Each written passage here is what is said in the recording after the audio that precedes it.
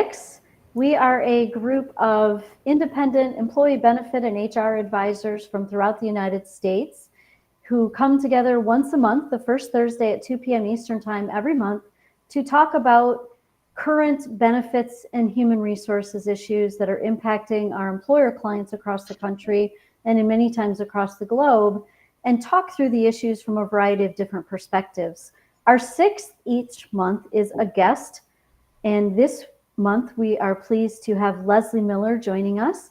Leslie is a founder and the president of Leslie Miller Custom Insurance Solutions. And our topic today is HR tech versus touch, finding the right balance.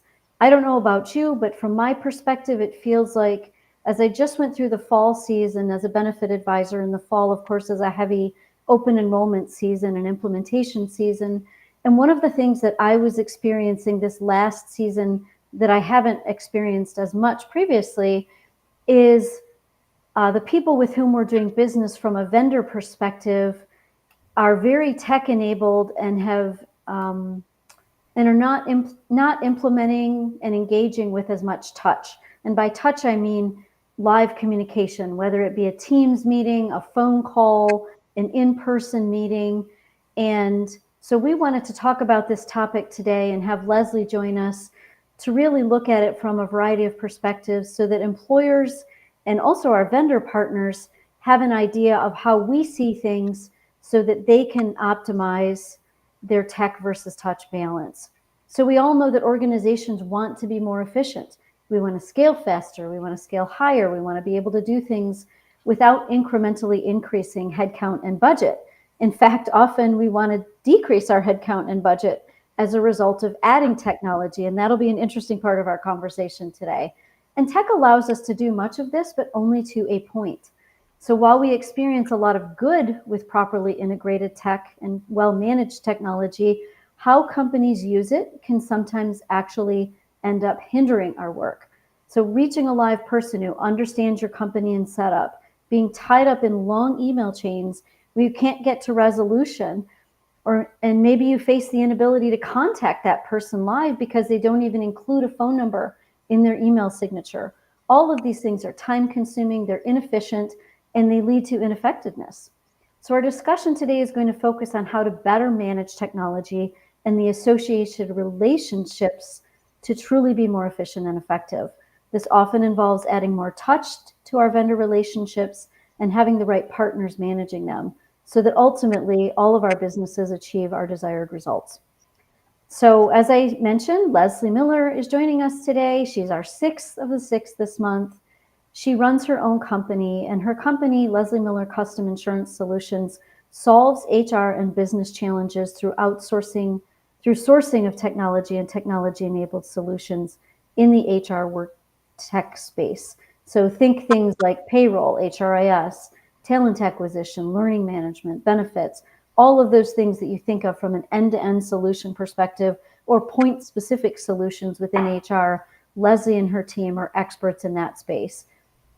Leslie, would you mind sharing a brief overview of your genesis of the company? So, of course. And first of all, thank you so much for having me today. I'm pretty honored to be with such an amazing group of women. And I'm also honored to be with an amazing group of insurance experts and professionals.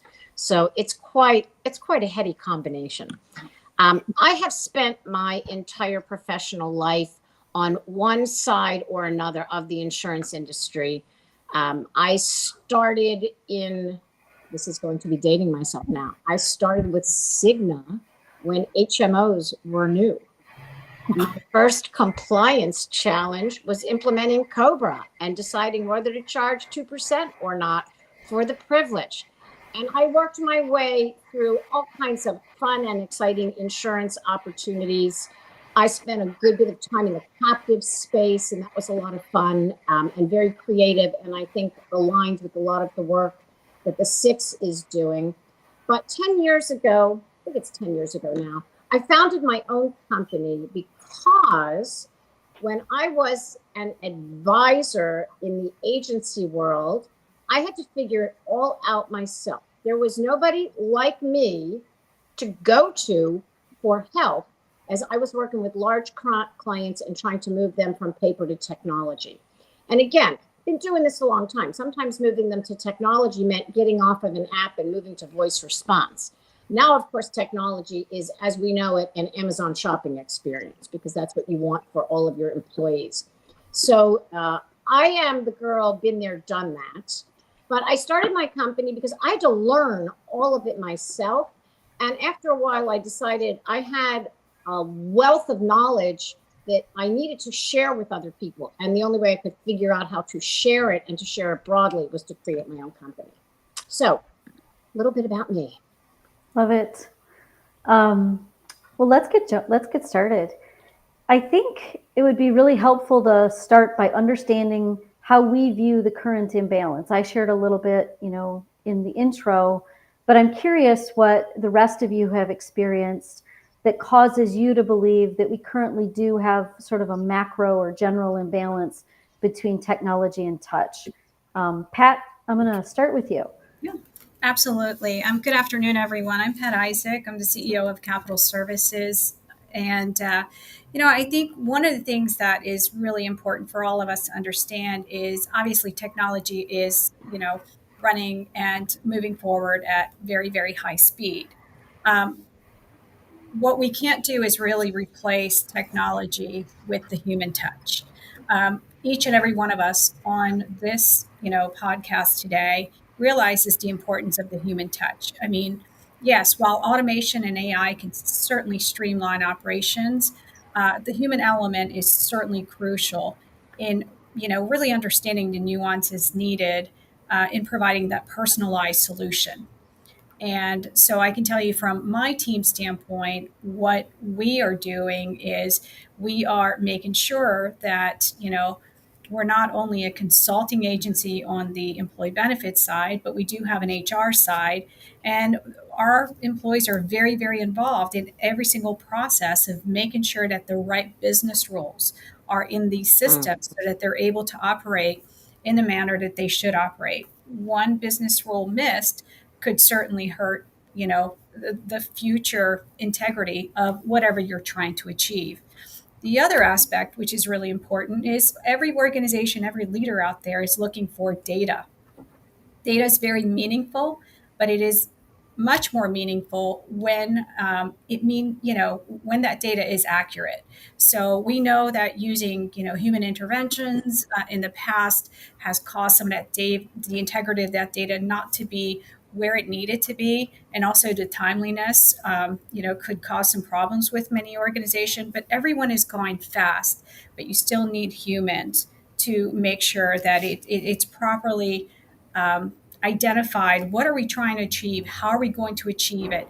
It's kind of like the SOP, standard operating procedures of how technology should be used, and making sure that, our employees are certainly skilled enough to understand what are those rules supposed to be like, and what are the rules, so that, the efficiencies are created for our clients. I'm going to pass it on to Liz for furthering this conversation. Yeah, hi. Thank you, Liz and Taya. I'm a health Ed advisor, mitigate partner, work with Higginbotham. This tech versus touch discussion makes you think about a lot, I think, in this space. I haven't been doing this quite as much. I've been doing this about 14 years now, but can y'all still remember when everything was done with paper apps? I mean, isn't that just a nightmare to think of? And I think there's still some groups out there that are using paper apps. So thank the Lord for technology, right? Trying to understand and read social security numbers and handwriting. So there's some real benefits. Obviously, I think we all agree to tech. We haven't even mentioned AI going forward. And just yesterday, I was on a call where AI came up, and I'm still learning what all is available with that. It's just amazing. So there's some wonderful things, but I'm with Pat and completely agree. And I think we all would that, and it kind of depends on the size of the group as far as what's often offered, right? If you have a 10,000 person group, it's hard to get in front of every single one of them, especially if they're spread out. But smaller groups, I always like to get in front of employees if at all possible, or have a part of my team do that, because more and more these employers are having to offer benefits that the employees just simply don't understand. We live and work and breathe in this space every day. And so we know the terms, we understand it, but they don't. And they're not going to appreciate, understand, and utilize it correctly until they do. And so it's not just, we like to call our open enrollment meetings benefit education meetings, because they're just so critical. It's not just about enrolling, it's about being educated, right? And understanding the plans and the benefits that you're enrolling in, not just yourself, but your family. So I always, and I think there are some more technology, and, I'm so pleased that we have a tech guru here in Leslie, because I think more and more there's ways to be able to make sure that they have that education outside of physically being in front of them. Yeah, when you talk about the being in front of people, there are certain things, especially in healthcare, but even with some of the other plans that we manage on the benefit side, disability is a good example, where there's a lot of nuance to them. And if you know one HMO, you know one HMO, or if you know one HDHP, you know one HDHP. And today, the way that all of us are designing health plans, with so many new bells and whistles on them that aren't, traditional, if you will, then that requires more education and more touch. And you can't get all of that from a chat bot. So one of the things, and everybody's situation is so different, their health situation, their financial situation, their history, what they need for their family. And again, a health bot, like you just said, or a chat, oftentimes isn't going to incorporate all that or draw all that out of the individual.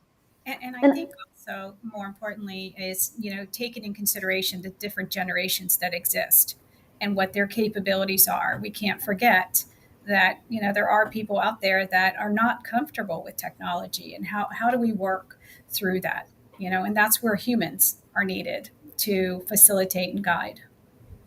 Yeah. When we're using technology, from my experience, because I too, like Leslie, have lived through the genesis of, app used to mean a paper app, and actually, now it's something on my phone.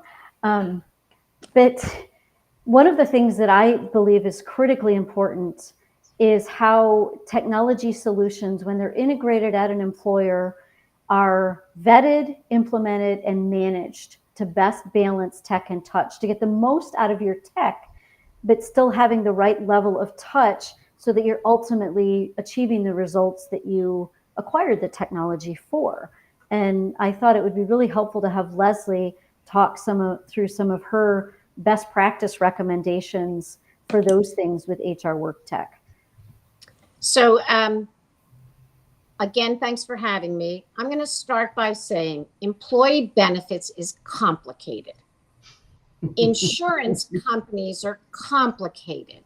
No. Technology is complicated.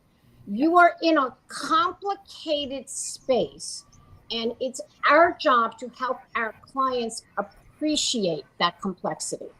So the idea that all platforms are the same, they are not.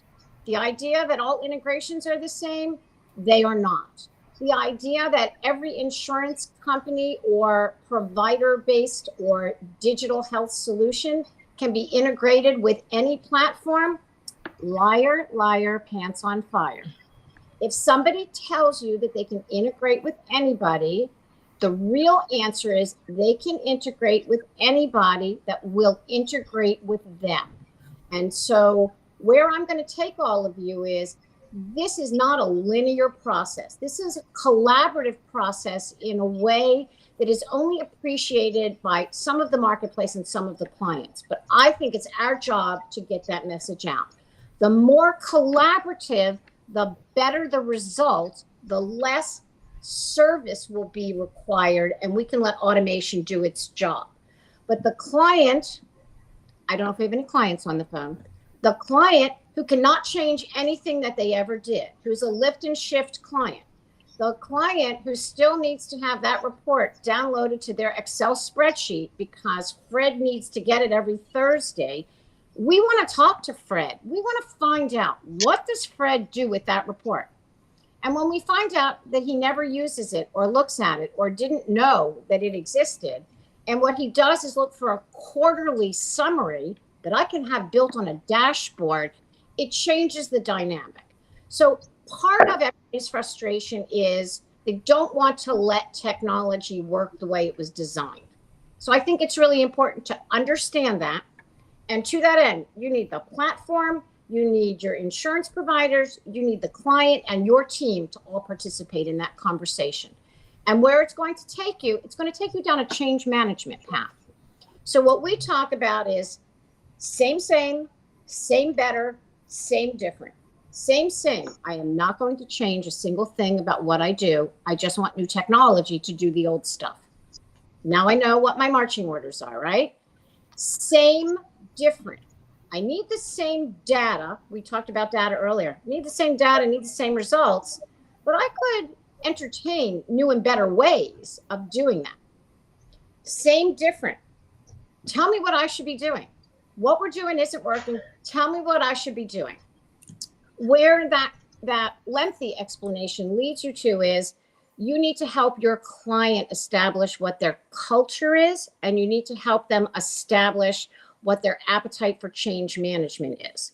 And so far, I haven't talked to you about software. This is all business process. And you are all very good at that. You just have to make the time and have the script to be able to lead people through that process. Right. And I think it's also too important, Leslie, correct me if I'm wrong, that, you know, if an organization doesn't really understand why they're digitizing their process, they're just going to end up automating existing processes versus imagining new ones. Same, right? same. Yep, same, same. exactly. And if the current processes are flawed, that digital transformation is just going to magnify those flaws. So really, it's an opportunity to rework those processes. Yes. And then I want to just circle back to a comment that was made earlier. So let me dispel the myth. Not everybody is automated. There are still people on paper that are moving to automation for the first time. There are still people with on-premises systems that are moving to the cloud for the first time. And then there are people that are cloud SaaS users, and they're going from one cloud-based solution to another cloud-based solution. So just like not all the carriers are the same, not all the technology is the same, not all the clients are the same. So I think a bigger and better investment in discovery can help weed out and prevent some of these problems. The other thing, and I think Christine, you mentioned it, and then I'll stop talking. I could take over this and be very chatty for 6 days. Well, that's why you're here, Leslie.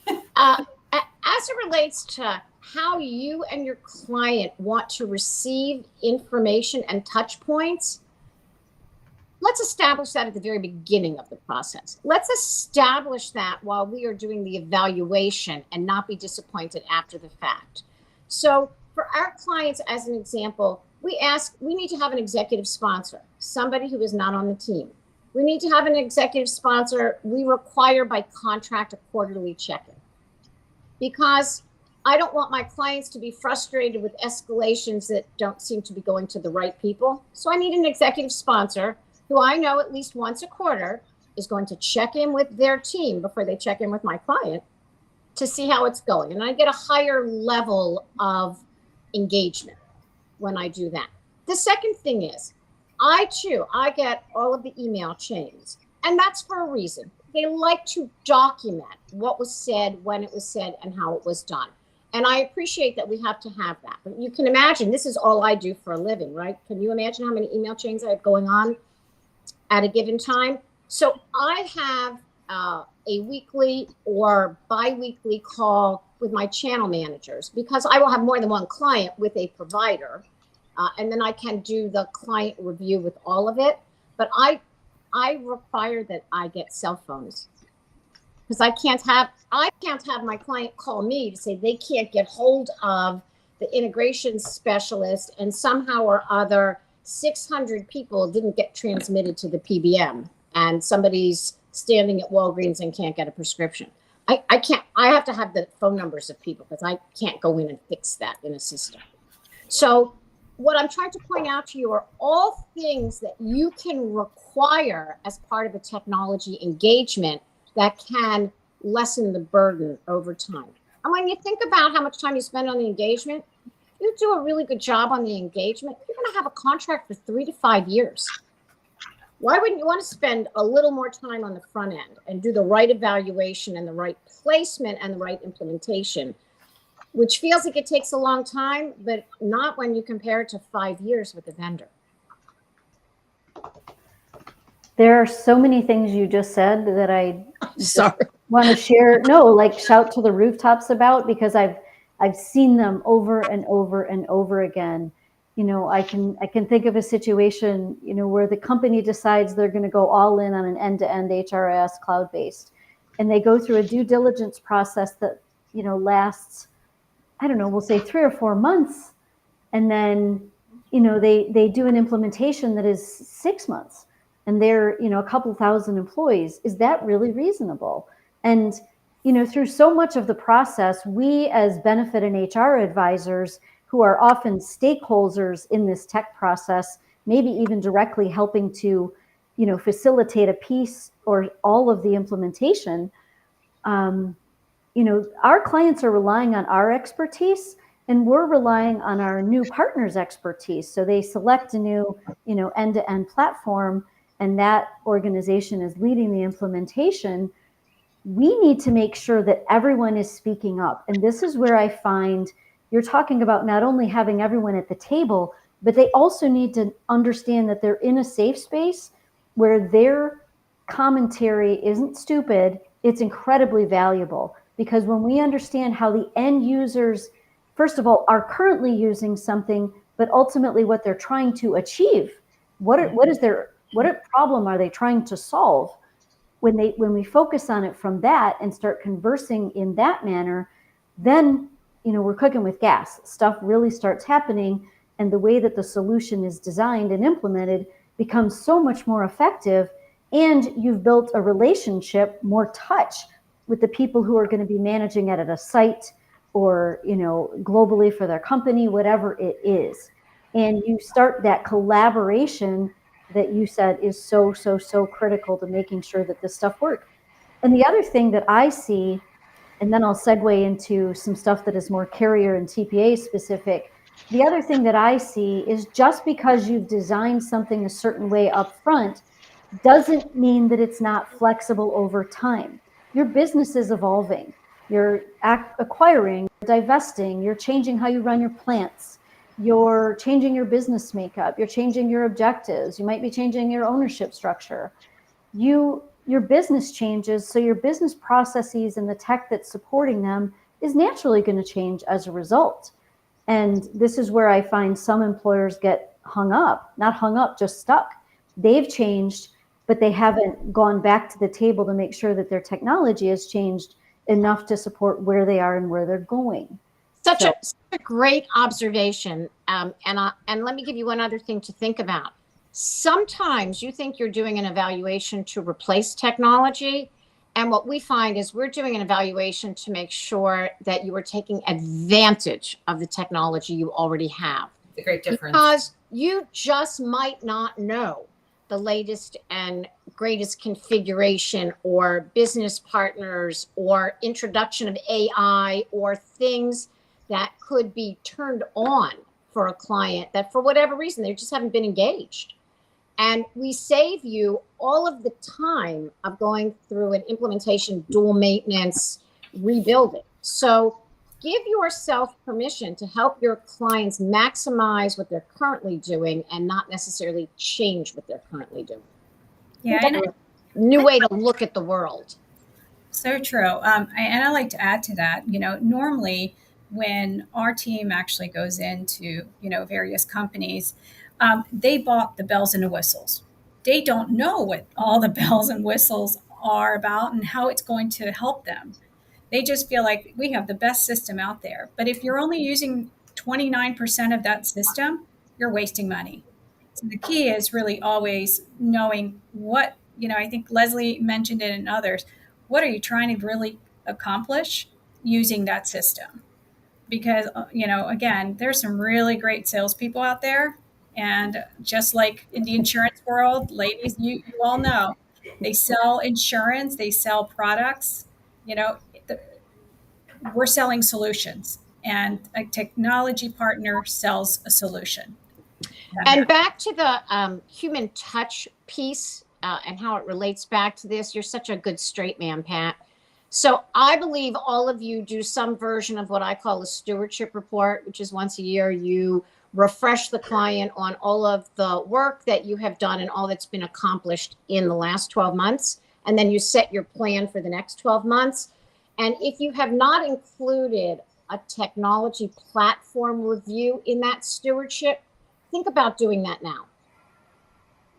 Because it gives you the opportunity to determine if they're using everything that they have perhaps implemented and paid for and just have forgotten about it. Or because they've made an acquisition or a divestiture, their needs have changed. And we just need to have everybody collaboratively agree that we want to revisit what we have. We don't necessarily need to go to market. And the revisit might take you to a go-to-market strategy, but I don't think you have to start there. Said the woman who makes a living going to market, but it's not the right answer.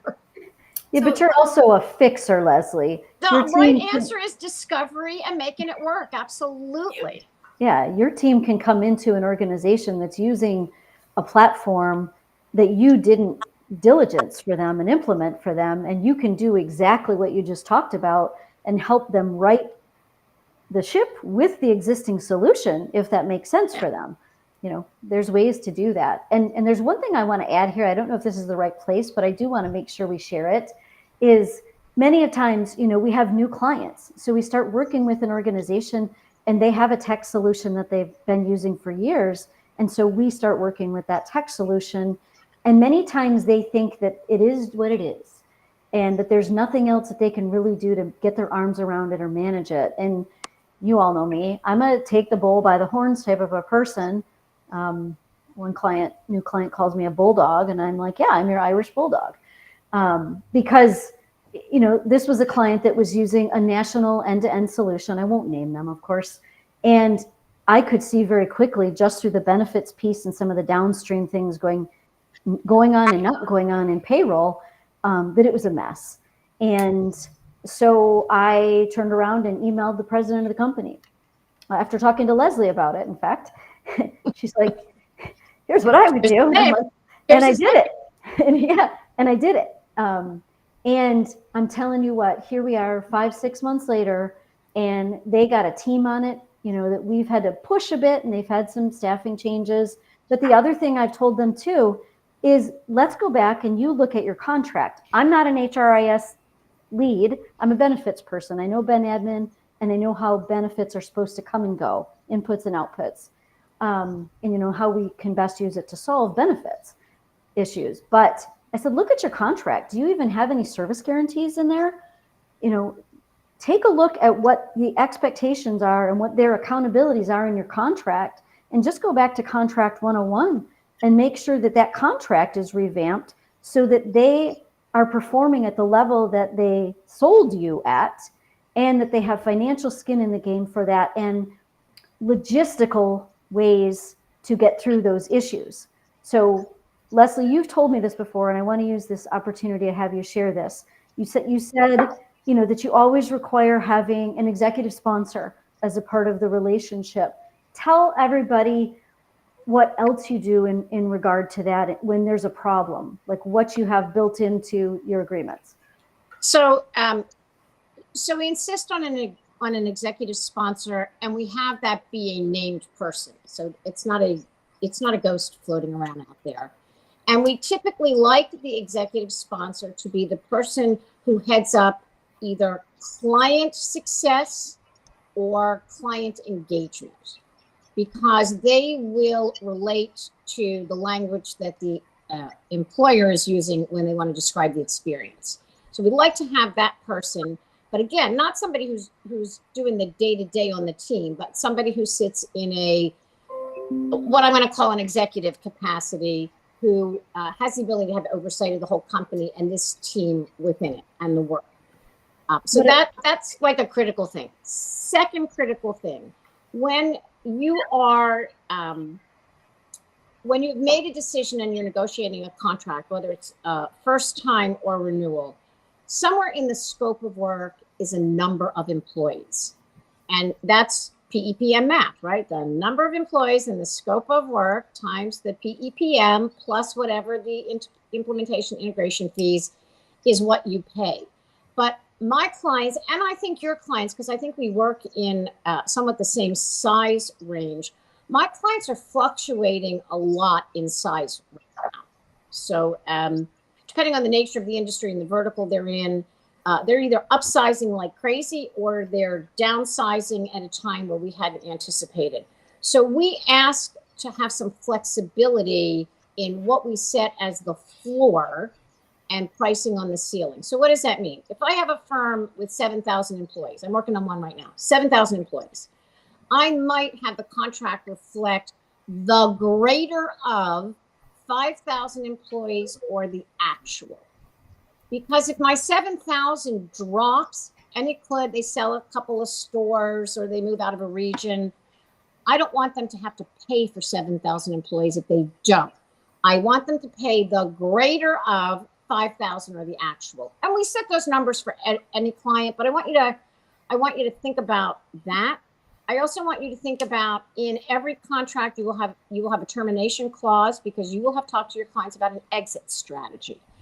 And as part of that, you want to look at termination for cause and make sure you define what cause is. And termination for cause should let you walk away with, 30, 60, 90-day notification. It depends on the size and the vendor. So termination for cause and termination for convenience. So let's say you have a 5-year contract. And let's say your group is part of an M&A arrangement. Does your group want to have as a liability the run out on a 5-year contract, or does your client want to be able to pay a penalty of a lesser amount and move to whatever the new corporate owner provides for them? So it's the not sexy stuff. It's the business stuff that can align everybody similarly, where we all have the same expectations around performance and business operations. Is that what you were asking me, Christine? Because you got to in. Okay. Yeah, no, I didn't mean to catch you off guard there, but yeah, I know you have a lot of strong experience in structuring those contracts appropriately. So let's talk about, in the benefit space, what we see as best practice for the carriers that we work with, or our TPA partners, or any other benefit vendors that we work with, to better balance tech and touch. And this, coupled with, I had a very specific situation happen last fall that triggered some of this tech versus touch conversation for me.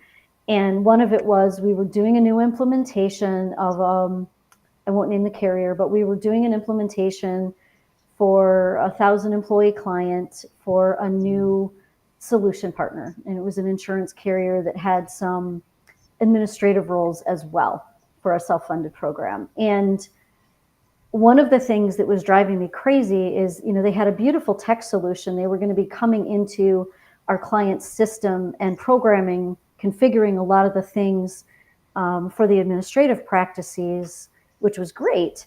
But we didn't have direct access to the configuration person. We kept getting, again, these email chains, and that person, it was intentional, didn't have a phone number in their email. And I remember talking to somebody else that I know who works in a tech for an HRIS platform.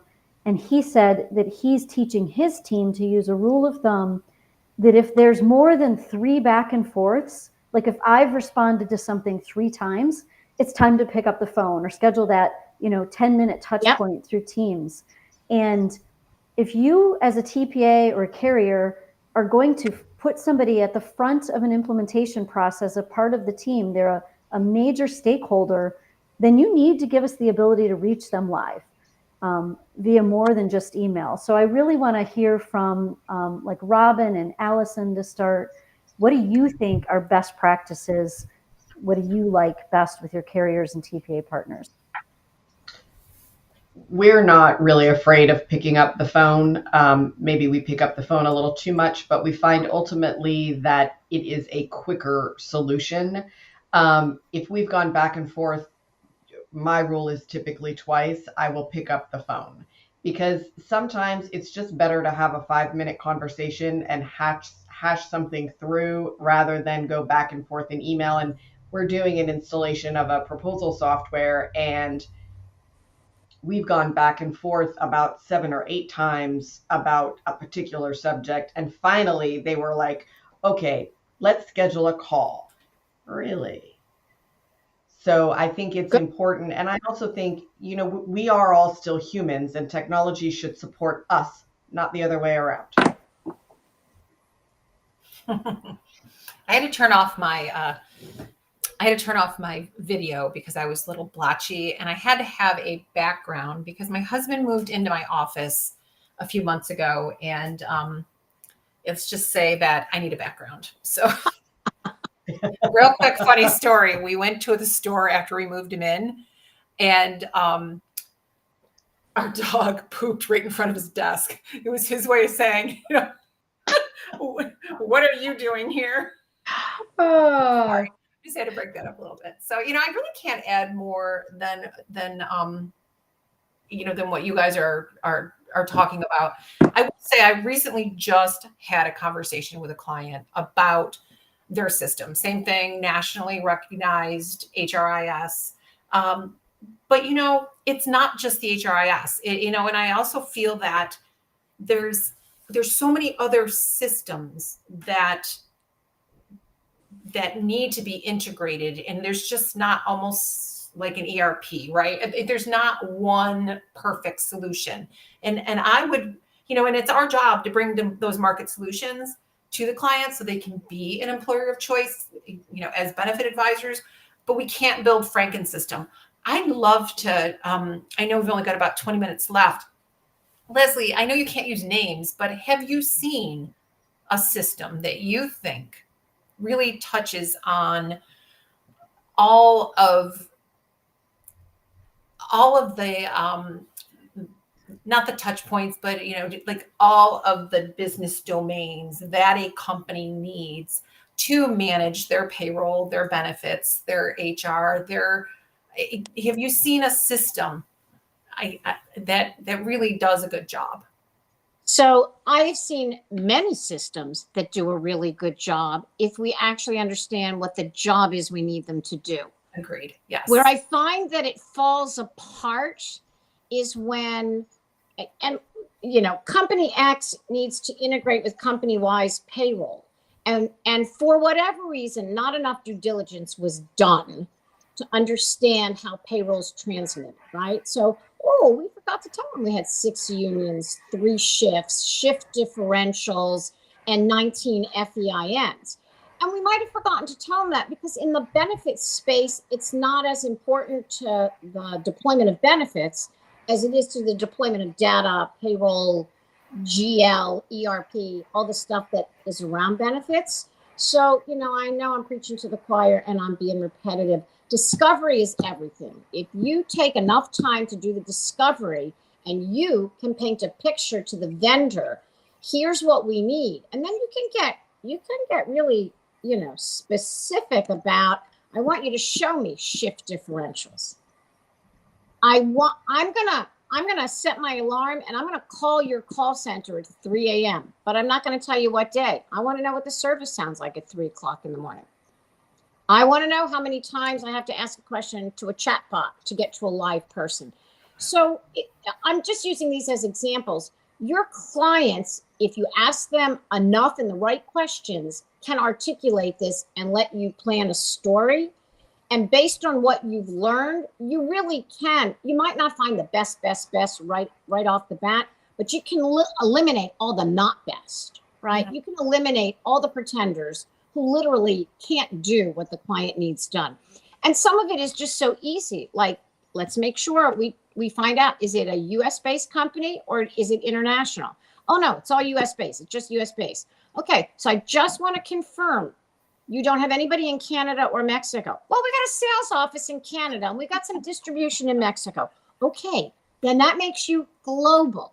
Can we talk about what we need to do for those people? So it's not that your employers don't know. It's that we're just not asking the right detail to get to that. But if I know it's an international company, I know what payroll systems I'm not using. Mm-hmm.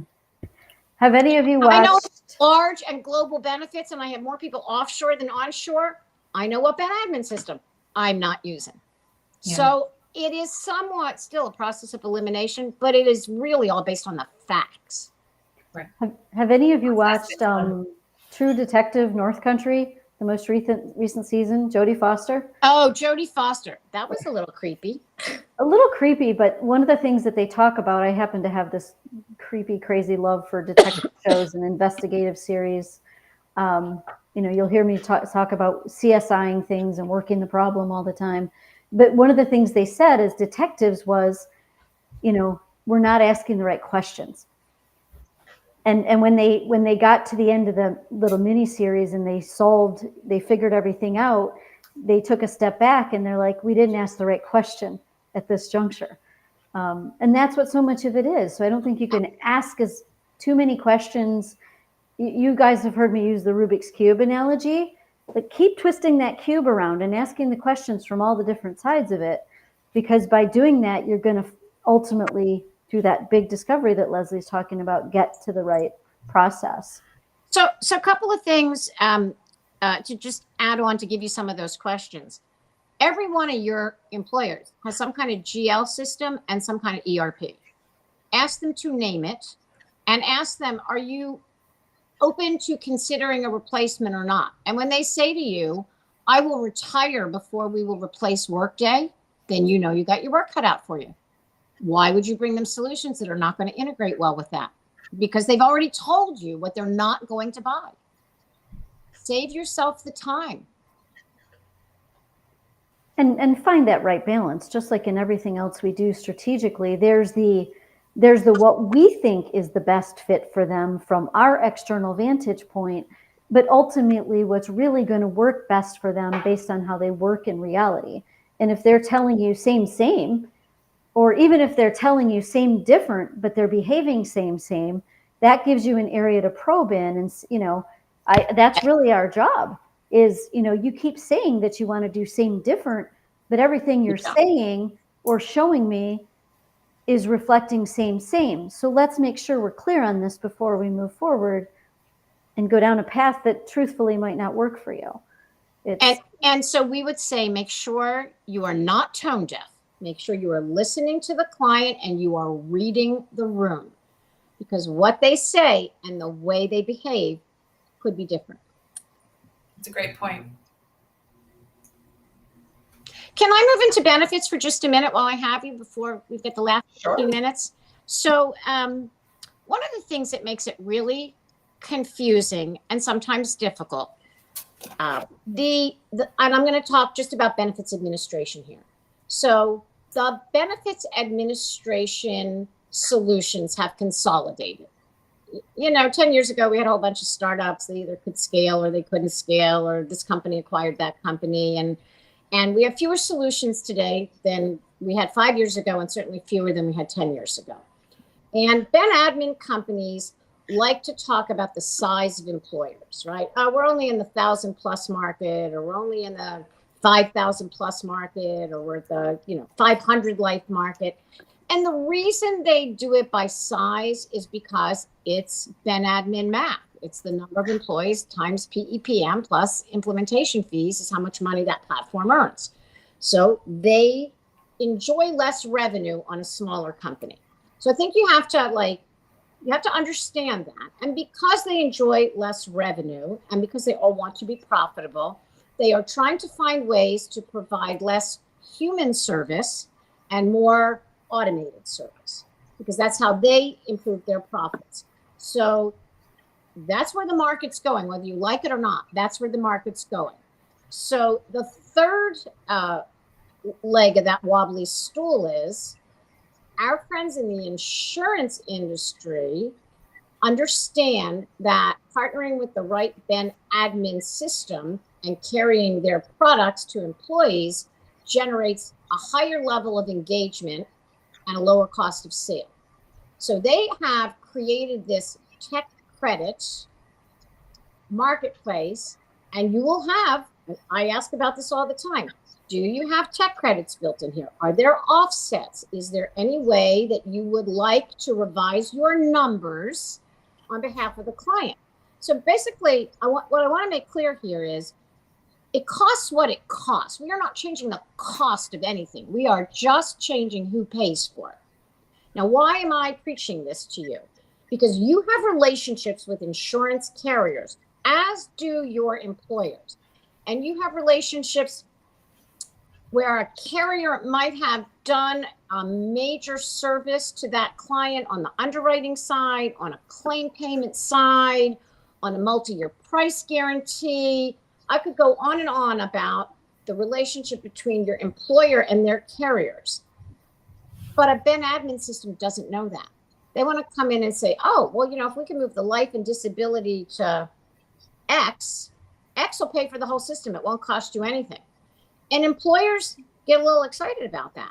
And you have to step in and be the voice of reason. It's not that it will not cost you anything. It's just a different person is paying for it. And you have to be clear at the beginning. What are the insurance company relationships that simply can never change? So if Voya is your guy, then Voya is your guy. If Securian is your guy, if Met is your guy, it doesn't matter who it is. If there are things that cannot be changed, let's identify that early on so we don't find ourselves backstroking on a financial commitment that we have to withdraw because the client couldn't take advantage of it. And what you just said reminded me of what we all do in healthcare, which is always follow the money. So, and then start asking the why questions around follow the money, to make sure that you're not making a decision just because of the money. Because at the end of the day, I hate that phrase. I can't believe I just said it. But when you get to where you're going, you want to make sure that you're solving the problems that you're trying to solve, that you've clearly identified those problems and that you're solving them. And just because a shiny object presents itself that says, I'm free, you don't have to pay for me for 3 years. Yeah. Is it free? Is it free? I don't know. And so the example I use in meetings with my brokers is, okay, let's talk about life insurance. Have they paid any large claims for you in the last 24 months? Oh, they paid $1 million claim out. I'm pretty sure that you don't want to move that coverage, but I could be wrong.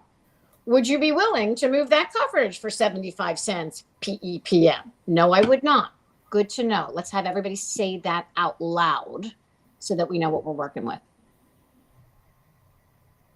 I'd like to talk a little more about benefits in HR and how we as advisors and our clients can best balance the tech that we've purchased. Let's say we've been thorough. We've done the Leslie Miller diligence in our, an implementation, and we've got a solid contract, and we're off to the races. We're running, we're ready to go. Let's go. We've done all the right training at the beginning even, and we're off. And 12, 18, 24 months later, all of a sudden things are changing at our company. We're changing benefits. We've changed our, bonus structure. We've, had an acquisition. And now we're sitting there with this system that everything was rosy and great with at the beginning. And we don't really find ourselves having the right support around that. We had all the right resources when we implemented, but here we are 18, 24 months later, and we don't know who to go to get things changed in the system. And maybe we don't have all the history around the original setup. Our team is turned over. Are there any, experiences, any of you that you have had on your side and where you've found some best practices there? And then I'd like Leslie to chime in on it as well. Yeah, so I can speak to that. So we do quite a bit in the government contractor world. And as you know, basically it's very tightly regulated.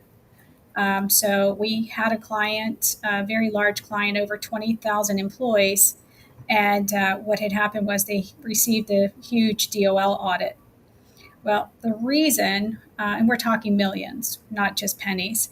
So we were called in to do all of our investigative work and do the research as to what was going on.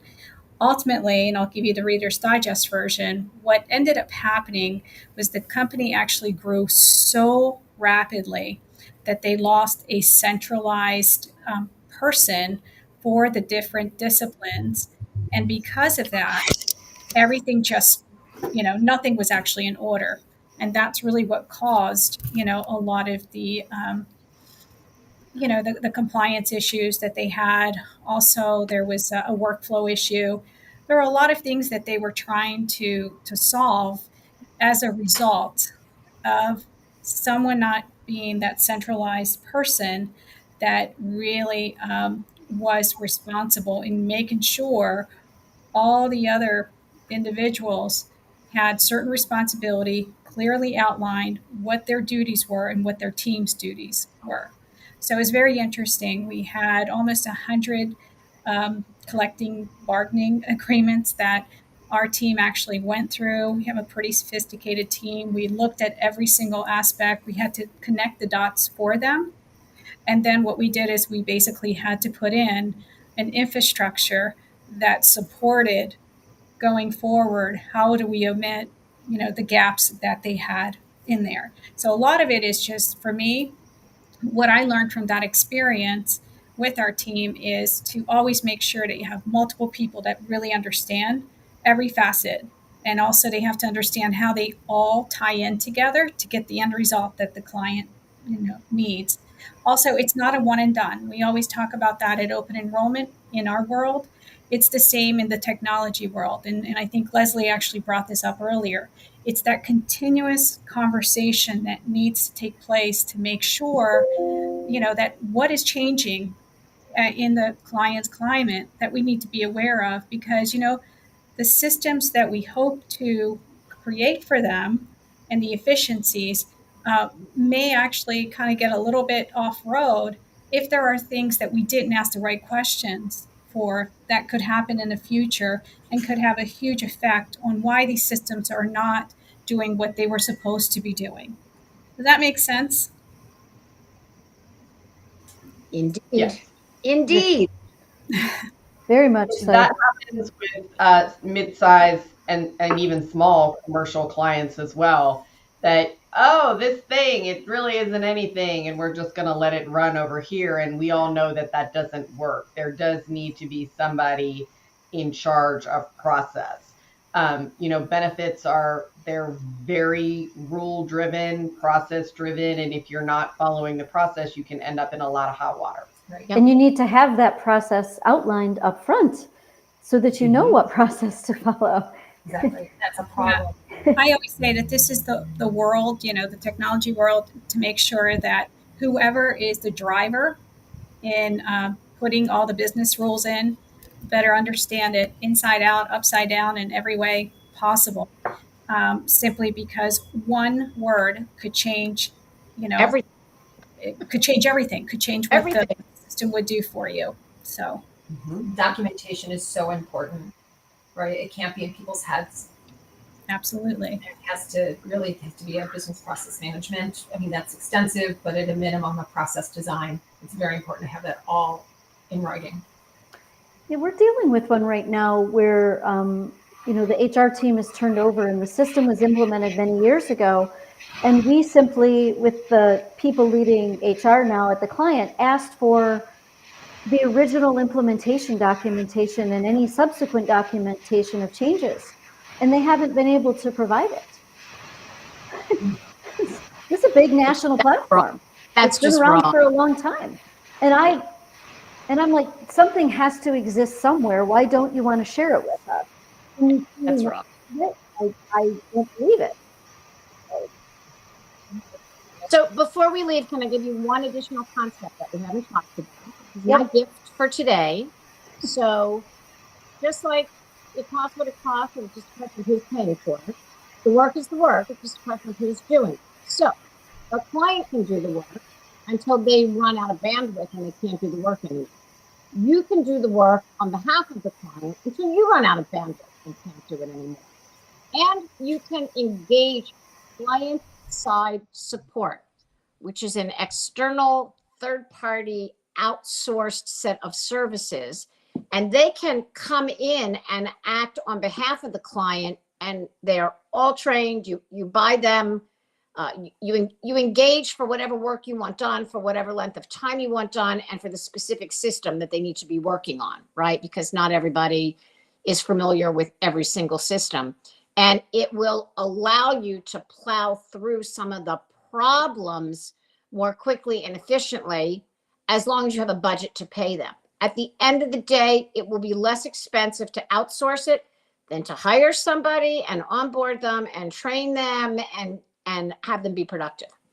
So think about client side support when you run into a problem, or when you're going through an implementation and you just simply don't have bandwidth to manage the dual maintenance, the system that you're in and the system that you're moving to, that period of time where you have to work with both systems.